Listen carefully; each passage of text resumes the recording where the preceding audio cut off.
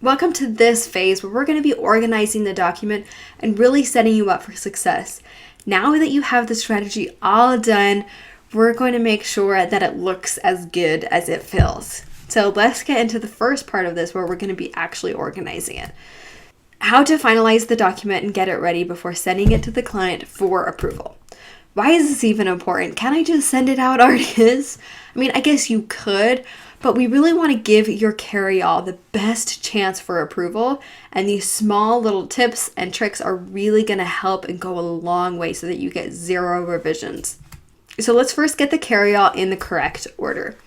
Now, going from top to bottom, from left to right, this is the carry-all that the order needs to be in. If you download the template from the template library, they should already be in this order and they should be numbered as well, so you shouldn't have to worry too much about this. The reason I put this in there though is sometimes I mess around with boards when I am doing strategy and I move this board next to that board so I can see them all compared to each other, and it just kind of gets messed up. So if you have this to look off of, this is really important.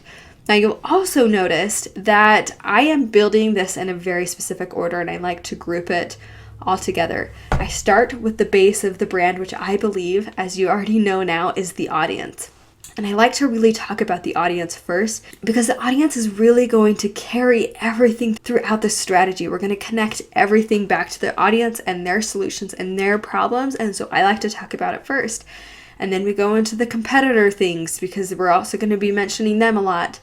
And then once I talk about everybody else, the audience and the competitors and people to collaborate with, and they kind of understand and they get like a lay of the land, then I dive into the values and who they are and how we're going to navigate all of the areas that we just talked about with brand voice, all that type of thing.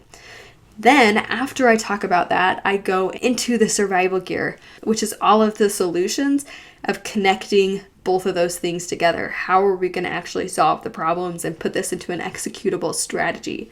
So the order is really, really important because they're building off one another and you're kind of telling a story with a strategy. If you put the solutions way before you even talk about the audience, they're going to have no idea what it is that you're talking about and it's going to get really confusing. Order tip number 1 is leave out the final colors page. This is a page we're going to get to later when we talk about finalizing the document. This is a page that you're just going to throw out right now. When your client chooses a final color palette, you're going to give them this page, but for now you're just going to leave it out. Now, another order tip is to make sure that your numbers are actually corresponding to the order that the PDF will be in. I like to do all of mine in Illustrator. And again, I'm always like putting PDFs here, putting PDFs there, and copying and pasting. And so sometimes, even though my numbers are in correct order, it's going to, when I export it, it exports in a different order. So you need to make sure it's in the actual corresponding order of the numbers. Okay, so now that it's in the right order, we're going to personalize the carry-all to your branding. So you can see here in the document, you're going to put your company's name up at the top, switch everything for your brand colors and your fonts, and you're going to change the name at the title to the name of your client.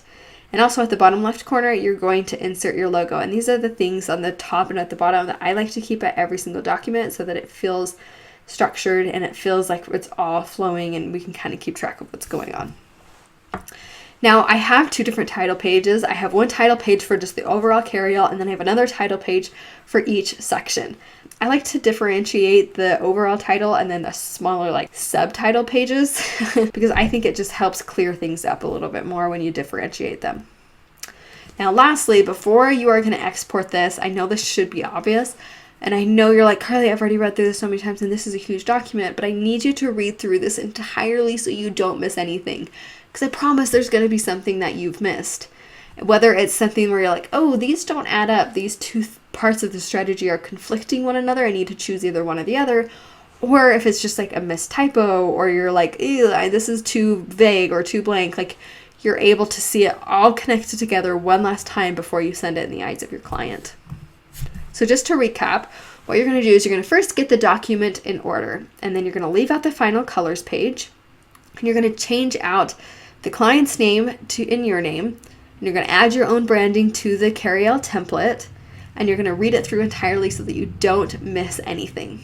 Now, in the next video, we're going to talk about how you get to send this document to the client so that you can set yourself up for the very best results and get 0 revisions.